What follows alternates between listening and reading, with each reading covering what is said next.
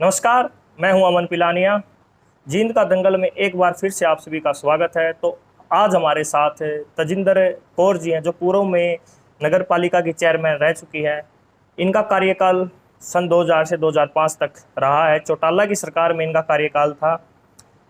आज हम तजिंदर कौर से उनके कार्यकाल का एक्सपीरियंस जानेंगे, क्या एक्सपीरियंस रहा है उनका, और जींद में जो आगे चेयरमैन के चुनाव होंगे उनके बारे में हम जानेंगे। नमस्कार जी, सबसे पहले तो। नमस्कार। मैडम जी, अब चेयरमैन के चुनाव होंगे। हाँ जी। रिजर्व हो गई, ये सीट महिलाओं के खाते में आ चुकी है। ठीक है जी। उससे पहले पुरुष तैयारी में थे, वही चुनाव आएगा, हम चुनाव लड़ेंगे। सभी जी राजनीतिक पार्टियों के जो पुरुष थे तैयारी में थे। जी। लेकिन लंबे समय से जो नगर पालिका की चेयरमैन की कुर्सी है महिलाओं के खाते में है। ठीक। आपका एक्सपीरियंस है, आप चेयरमैन रही हैं। हाँ जी। पहले जो विकास कार्य इस शहर में होते थे, अब हम जानते हैं कि एमएलए भी बीजेपी का है, चेयरमैन भी बीजेपी का है, हरियाणा में सरकार भी बीजेपी की है, केंद्र में सरकार भी बीजेपी की है। लेकिन कहीं ना कहीं पूरे हरियाणा में जो जींद जला है पिछड़ा रह गया है, उस पर जी आपका क्या कहना है? उस पे ऐसा है जी, जब मैं प्रधान थी। मैं सन 2000 से लेके 2005 तक प्रधान रही हूँ, और मैंने एक ऐसे अपना टाइम में काम किया है ना, भी एक स्पष्ट साफ सुथरा काम किया है। भी जहाँ ग्रांट आई है वहीं लगाई है। मैंने ये नहीं सोचा भी यहाँ की ग्रांट उधर दूसरी तरफ लगा देनी है या कैसे करना है। ऐसा कभी मेरे मन में भेदभाव वाली बात नहीं आई थी। लेकिन अब तो ऐसा सिस्टम चल पड़ा है ना, भी जहाँ तो किसी की होती है, कैंडिडेट्स दूसरे होते हैं, उनको कहते हैं इनको छोड़ दो। लेकिन मैंने जितने पिछड़े वर्ग थे, पिछड़ी मतलब कहने का मतलब ये जो कॉलोनियाँ थी, उनके अंदर भी ग्रांट लगाई है। और मेरे साथ 31 एमसी थे, मैंने सभी को बराबर बांट के कोई ग्रांट दी है। भेदभाव नहीं किया कोई ग्रांट में? मतलब ही नहीं भेदभाव करने का, तो ऐसा मैडम जी, मैंने जब काम आप ही नहीं किया। चेयरमैन थी, आपकी उम्र कितनी रही है? सुनने में आता उस समय आप पढ़ाई कर रहे थे हाँ चेयरमैन बने हुए। जी, मैंने उस टाइम मैं +2 में थी, और उसके बाद मैंने इग्नो से बीए करी है। बस मेरी एक रुचि थी, पढ़ने की भी रुचि थी मेरी। हाँ पढ़ाई जी। की उम्र में आप मतलब हाँ जी, मेरा चेयरमैन की उसमें? मन में शौक था भी पढ़ लूँ। उस समय हाँ आप जी। पॉलिटिकल एक्टिव थे जब चेयरमैन बने? नहीं जी, मैं तो एक हाउस लेडी थी। बस ऐसे ही बैठे बैठे मेरे मन में क्या, सभी ने कह दिया चुनाव लड़ लो, चलो मैंने लड़ लिया। लेकिन मैंने अपनी जिम्मेवारी को बड़े अच्छे तरीके से निभाया। 5 साल रही हूँ, बड़े अच्छे तरीके से निभाया। मैडम जी, जैसे हम बात करें, चेयरमैन बीजेपी की है, पूनम सैनी चेयरमैन है। उनके जो पति हैं हाँ जी। पार्टी में एक्टिव हैं, जवाहर जी सैनी। जी। उनके कार्यकाल की हम बात करें तो चेयरमैन तो उनकी पत्नी है, लेकिन पूरा जो कारोबार है, जो चेयरमैन की जिम्मेवारी होती है, पूनम सैनी की बजाय जवाहर सैनी संभाल रहे हैं। जी। कहाँ तक सही है? मतलब चेयरमैन कोई है, कार्यकाल कोई संभाल। क्या आपके कार्यकाल में ऐसा हुआ था कि आप चेयरमैन मत थे, आपके पति कुछ कर रहे नहीं, थे? मतलब ही नहीं। जिम्मेदारी जिम्मेदारी जिसकी हो ना, उसी को काम करना चाहिए। मैंने सोचा था मेरी जिम्मेवारी है ना, तो मैं ही करूंगी। लेकिन मेरे हस्बैंड ने कभी इंटरफेयर नहीं किया, और ना ही उन्होंने कभी। 5 साल रही हूँ मैं, लेकिन उन्होंने कभी आगे ये भी नहीं देखा भी ये कहाँ रहते हैं या कहाँ बैठते हैं। उन्होंने ऑफिस तक भी नहीं देखा था मेरा। कोई इंटरफेयर नहीं किया आपके मतलब काम ही में। नहीं लेकिन इंटरफेयर आज करने की का। हम बात करें, सुनने में आ रहा है जो वीना देसवाल है, उनका कार्यकाल भी बहुत अच्छा था। उनके जो पति है, उनका भी इंटरफेयर नहीं होता था चेयरमैन में। लेकिन अब जो आने वाले समय में चुनाव होंगे, हाँ जी। जो कैंडिडेटों के नाम आ रहे हैं, जितने भी सुनने में आ रहे हैं, ये कैंडिडेट चुनाव लड़ेंगे। जी उनकी जो धर्मपत्नी है, कहीं ना राजनीति में कहीं भी दिखाई नहीं दे रही। रसोई से, चूल्हे चाका से निकलकर एक जी। चेयरमैनी का चुनाव लड़ेंगी। कहीं जी ना जी। कहीं उनके पति कब्जा नहीं करेंगे उनकी कुर्सी पर जीतने के बाद? देखो जी, अगर वो संभाल लेंगी तो ठीक है, नहीं तो फिर वही काम होएगा जो पिछली टर्म में हो रहा है, वही काम होएगा। अगर किसी भी औरत ने चुनाव लड़ना है ना, तो घर से ये पहले मन बना ले भी मेरे को कहीं जाना भी पड़ सकता है, अकेली भी जाना पड़ेगा। और लेकिन अगर यही काम करना है, हस्बैंड को जिम्मेवारी देनी है, तो फिर मैं ये कहती हूँ भी औरत को बाहर निकलने नहीं चाहिए इस हिसाब से। तो इस चुनाव में जहां तक देखने को मिलेगा, जब कोई वोट मांगने जाता, कोई कैंडिडेट होता है, वो खुद बोलता है जनता के सामने, खुद अपना विजन रखता है, मैं इस विजन के तहत आपसे वोट मांग रही हूँ, अगर मैं जीत गई तो ये काम करूंगी। लेकिन इस चुनाव में कहीं ना कहीं देखने को मिलेगा कैंडिडेट की बजाय उनके पति आगे दिखाई देंगे हमें। वो तो है ही, क्योंकि उन पतियों की चलनी है, फिर औरत की कहाँ चली। ये महिला तो फिर घरे रहेगी, तो फिर उसका फायदा नहीं है। अगर महिला एक्टिव है तो उसको चुनाव लड़ाओ, अदरवाइज उसको घर में रहने वाली है तो मैं तो कहती हूँ फिर फायदा नहीं है। अगर अपनी ही कलम चलानी है ना, उसमें मैं तो अच्छा समझती नहीं हूँ। चाहे इस जगह पे मैं भी हूँ और मैं कह दूँ कि मेरे हस्बैंड ये काम कर लेंगे, जिम्मेवारी है, अगर घर की जिम्मेवारी और तो उठा सकती है ना, अगर समाज सेवा के लिए निकली है तो मैं तो कहती हूँ खुद ही करना चाहिए वो काम। तेजिंदर जी, आपके कार्यकाल की बात करें, उस समय की बात करें हम, जींद में पहले सड़कें की जगह सड़क होती थी, गली की जगह गली होती थी, लेकिन आज के कार्यकाल की बात करें हम, जी सरकार है, विधायक है, चेयरमैन है, सब सरकार का ही है। सड़क की जगह तो ब्लॉक की ईंटें बिछा दी। जी शहर नहीं, एक आधुनिक गांव बन गया जींद जिला। जी जी हम बात करें गांव की, गांव भी अच्छे हैं जींद से। जब बिल्कुल बारिश होता है गांव का पानी तालाब में आ जाता है, लेकिन बिल्कुल शहर में सीवरेज व्यवस्था भी ठप है। जब बारिश हो जाती है जी तो पानी पानी हो जाता है पूरे शहर में। तो जी। आप उस पर क्या कहेंगे? ऐसा है जी, ये ब्लॉक वाली सड़कें तो हैं बिल्कुल बेकार। आप इधर सेक्टर 8 की एंट्री में देख लो, इतना बुरा हाल है, यहाँ से आप पैदल नहीं निकल सकते, इतना पानी खड़ा रहता है वहाँ। और बाकी रही शहर की बात, ये तो सारे काम ऐसे ही हैं इनके। अगर ये कंक्रीट की सड़कें बनाएं तो 10 साल चल जाएंगी, ये तो ब्लॉक वाली हैं, ये तो निकलता ही नहीं टाइम ही। बाकी ये सारी मिली भगत होती है इनकी, आपस में कर लेते हैं ये। हम आपके चुनाव की बात करें, उस समय चुनाव होता था, आपने चुनाव लड़ा है, एक्सपीरियंस है अच्छा खासा। हाँ जी आज के समय में चुनाव की बात करें, अगर कोई कैंडिडेट होता है तो जी जात पर ज्यादा चुनाव होता है, ना मुद्दों पर ना विकास पर। अगर कोई पंजाबी है तो वो कहता है मैं पंजाबी हूँ, आप मेरे को वोट दें। जाट हूँ तो जाट मेरे को वोट दे, पंडित तो लेकिन जब बन जाते हैं, ना विकास होता, कोई भी बात नहीं होती, बस वो अपना घर भरने में ही लगा रहता है। उस पर क्या विचार है मेरी आपके? इस विषय पे एक बड़ी क्लियर राय है, जात बड़ी नहीं होती, जमात बड़ी होती है। सीधी सी बात है। अगर जातिवाद का चुनाव है ना, तो मैं कहती हूँ ये बिल्कुल बेकार है। जाति से तो कभी चुनाव लड़ना नहीं चाहिए। मैं 36 बरादरी को अगर आप साथ लेके चलोगे ना, तो आपको कोई रोकनी ही नहीं, आप चुनाव जीतोगे। अगर आप कहोगे मैं पंजाबी, मैं फलाना, उसमें आप चुनाव नहीं लड़ सकते। मैडम जी, आपने जब चेयरमैनी की उस समय आप इनेलो पार्टी में थी। जी आज की हम बात करें, जी इनेलो पार्टी का बंटवारा हो गया था 2018 में, जेजेपी पार्टी नई पार्टी बनकर उभरी हाँ थी। जी आप अभी भी इनेलो पार्टी में, आपने इनेलो पार्टी का दामन क्यों नहीं छोड़ा उसमें? जी, मैं नहीं छोड़ सकती। मेरे को जो मेरी आस्था उधर है ना, मेरी और कहीं नहीं हो सकती, क्योंकि एक सच्चे और नेक इंसान के साथ रहना चाहिए। बाकी तो पता नहीं क्या है क्या नहीं। बहुत से लोगों हाँ ने जी, पार्टी छोड़ी है, वापस इनेलो में भी आए हैं, लेकिन आप अभी भी मैं उन्हें। नहीं छोड़ सकती। मेरी आस्था इसी पार्टी में है, मैं छोड़ ही नहीं सकती।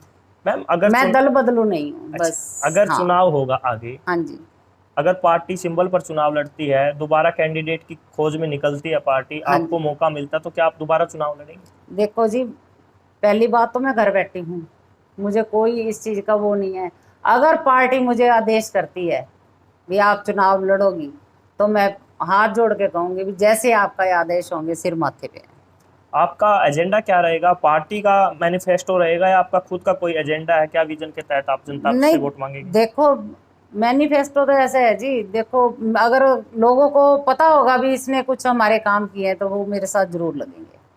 चलो, तो हाँ हम जी बात कर रहे हैं चौधरी ओम प्रकाश चौटाला, जो इनेलो पार्टी के सुप्रीमो हैं। जी 2018 में पार्टी का जो नुकसान हुआ था, जो हाँ अलग जी हुई थी, हाँ दुष्यंत जी हाँ चौटाला इनेलो पार्टी से थे, जी जी उन्होंने अलग पार्टी बनाई। जी चौटाला साहब के जाने के बाद अभय सिंह चौटाला ने पार्टी को एकजुट रखा, जी लेकिन उसके बाद घर से ही पार्टी टूट गई, पार्टी कमजोर हो गई। जी जी हम बात करें आपके कार्यकाल की, उस समय अगर कोई विधानसभा की टिकट की बात आती थी तो चौटाला परिवार के घर की ओर लाइन लग जाती थी टिकट मांगने वालों की। जी लेकिन अब 2019 की बात करें या उपचुनाव की बात करें, जी टिकट लेने वाला कोई इनेलो का व्यक्ति आगे नहीं आ रहा था। जी सभी को ढूंढना पड़ रहा था, भाई इनेलो की टिकट किसको दे, जी जी किसको दे।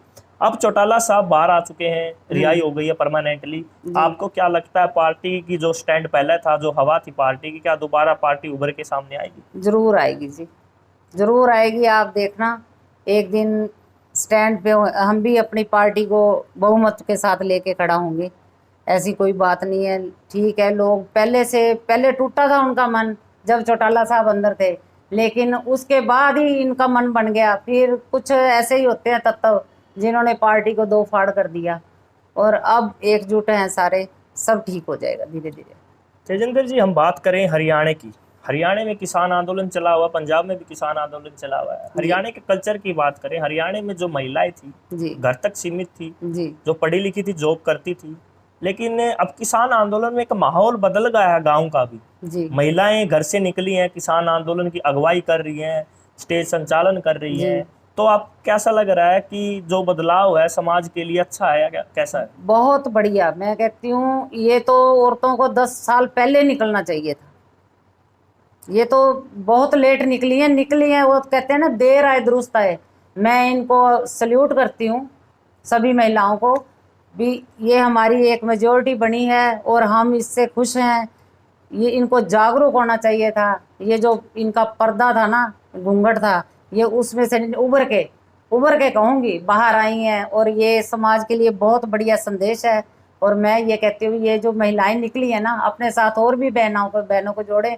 और ये 33% कहते हैं, मैं तो कहती हूँ ये 90 के करीब जाएं। महिलाओं से पुरुषों से महिलाओं की गिनती ज़्यादा होनी चाहिए मेरे हिसाब से। तो तेजेंद्र जी, हम बात कर रहे हैं इनेलो पार्टी की, अभय जी सिंह चौटाला। जी पूरा हिंदुस्तान जानता है, पहले ऐसे एमएलए हैं जो किसान आंदोलन के पक्ष में उन्होंने इस्तीफा दिया है। जी 7 महीने हो गए, आज 26 जून है। आज किसान आंदोलन के पूरे 7 महीने हो चुके हैं। 26 नवंबर को स्टार्ट हुआ था, पंजाब से दिल्ली की ओर कूच किया था किसानों जी ने। जी 7 महीने का समय हो गया है। हाँ जी हाँ जी 600 के करीब किसान भी शहीद हो गए इस आंदोलन में। जी आपका क्या कहना है? सरकार का रवैया ऐसा है कि किसानों की मांग को नहीं मान रही है, लेकिन किसान भी अपनी जिद पर अड़े हुए हैं। जी किसानों ने सर्दी का मौसम देखा, गर्मी का मौसम देखा, हम्म, तूफान आ जाता है, उनका जी टेंट उखड़ जाता है, लेकिन किसानों की मांग सरकार मान नहीं रही है।